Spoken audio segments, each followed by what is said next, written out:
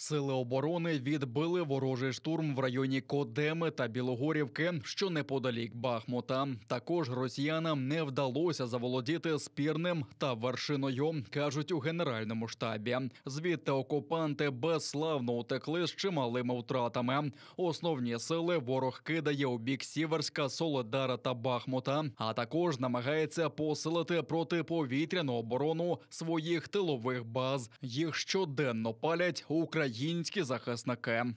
На Донецькому напрямку противник продовжує вогневий вплив на підрозділи Сил оборони України із артилерії і танків по лінії зіткнення. Веде розвідку, намагаючись знайти слабкі місця в обороні наших військ.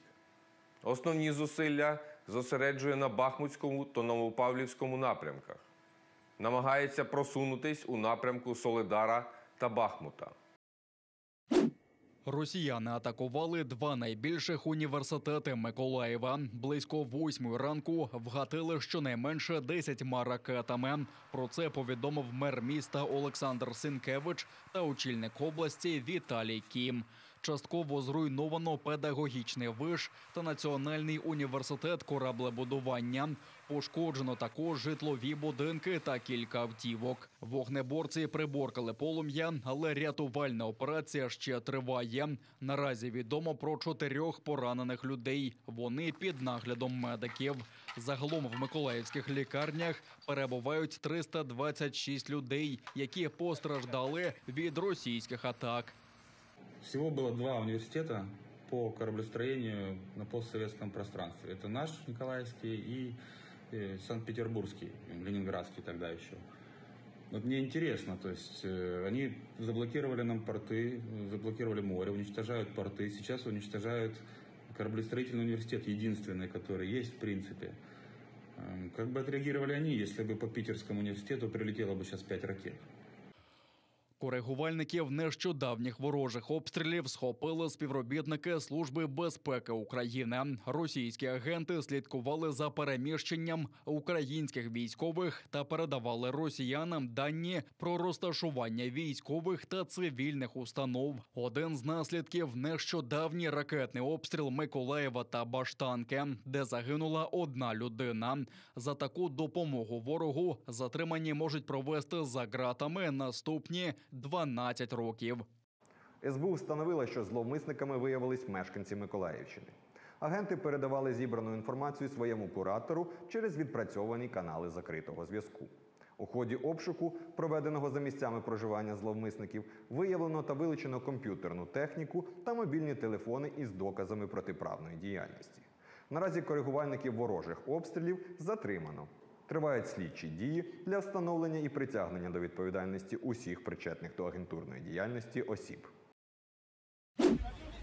Росія відповість за воєнні злочини у Вінниці та інших українських містах. Про це заявив шеф дипломатії ЄС Жозеп Борель. Звірства у Вінниці він назвав лише одним випадком у довгій серії жорстоких атак проти цивільних українців та інфраструктури. За останніми даними, після вчорашньої ракетної атаки росіян по Вінниці загинули 23 людини, з яких 3 – діти. З травмами різного рівня ушпиталено 80 людей, а 197 звернулися до медиків після звірської атаки. Поліцейські займаються пошуком 11 зниклих безвісти, а надзвичайники продовжують розбирати завали дому офіцерів, будинку побуту, медичного центру та інших будівель. Після ракетного удару по середмістю Вінниці президент України вкотре закликав світ визнати Росію державою-терористом. Жодна інша держава світу не являє собою такої терористичної загрози, як Росія. Жодна інша держава світу не дозволяє собі щоденно знищувати крилатими ракетами і реактивною артилерією мирні міста і звичайне людське життя. А якби хтось наніс ракетний удар по медичному центру в Далласі або у Дрездені, не дай Боже, то як би це було названо? Хіба не тероризмом? свідчили під психологічним тиском та тортурами. Бранці у так званій справі про диверсію Азіз та Асан Ахтемови відмовилися від свідчень, які давали після затримання і на етапі псевдослідства. За їхніми словами, вони під тортурами змушені були підписатися під тим, що вигадали в ФСБ. Їх та першого заступника голови Меджлісу Нарімана Джеляла окупанти звинувачують у скоєнні диверсії, підриві газопроводу, який живить військову частину у Перевальному під Сімферополем. Азіз та Асан в окупаційному суді розповіли, як їх катували російські силовики. Он сказал, что все, что есть, все его показания в протоколах, которые есть в материалах дела, это все ложь. Он рассказал, что все эти показания были выбиты путем пыток, физического, психологического давления на него, на что потом в итоге прокурор подал ходатайство о том, чтобы огласить его показания, которые есть в деле. В итоге он огласил эти показания, так как были противоречия, потому что Асан говорит, что всего этого не было и все это ложь, а в показаниях он говорил, что, точнее, даже не говорил, а, наверное, под диктовку читал все, что ему говорили. Сложно было находиться даже в зале судебного заседания морально и психологически, так как им пришлось заново вспоминать те пытки, которые производились в отношении них, при которых выбивались те необходимые им показания, на что указывали еще два свидетеля стороны обвинения, кстати, Адаманов и Усинов, которые подтвердили о том, что показания выбивались пытками. И в данном деле это как бы у них самая основная, наверное, их, не знаю, основной метод для доказательств.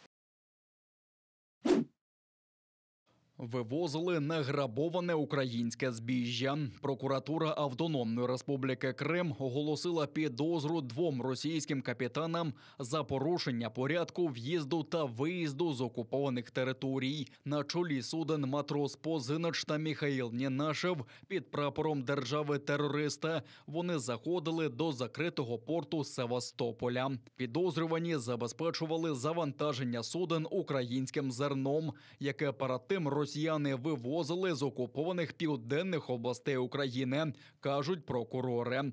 Награбоване згодом вивозили до третіх країн, ймовірно, на Близький Схід. Тверджується, що російські капітани розуміли незаконність відвідин кримських портів, тому періодично вимикали автоматичну ідентифікаційну систему та вносили брехливі відомості про свій курс.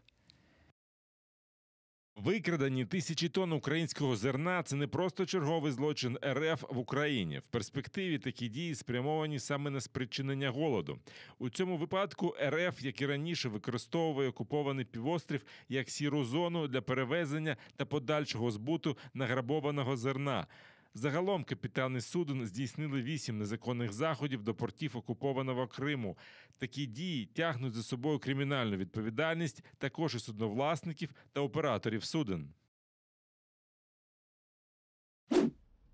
Українське зерно повертається на світові ринки під прикриттям військово-морських сил. Це стало можливим завдяки розблокуванню навігації поблизу гирла Бистре після звільнення острова Зміїний. Збіжжя вантажить на іноземні судна. Таких уже щонайменше 16 в дунайських портах України. А це Усть-Дунайськ, Рені та Ізмаїл. Утім, судноплавство не може бути цілком безпечним, адже існує загроза з боку ворожої авіації. Наразі з'явилась можливість цивільним суднам заходити з моря в Дунай, завантажуватись зерном і вивозити стратегічний продукт на світовий ринок. На виході з гирла судна прямують до територіального моря Румунії, оскільки терморе України залишається заблокованим та замінованим країною-агресоркою.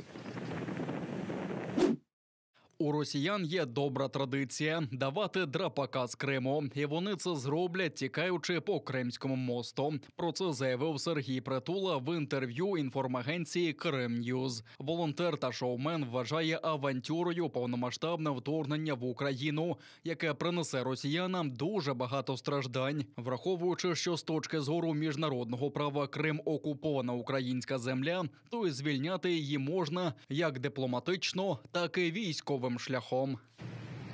У росіян є добра традиція давати драпака з Криму.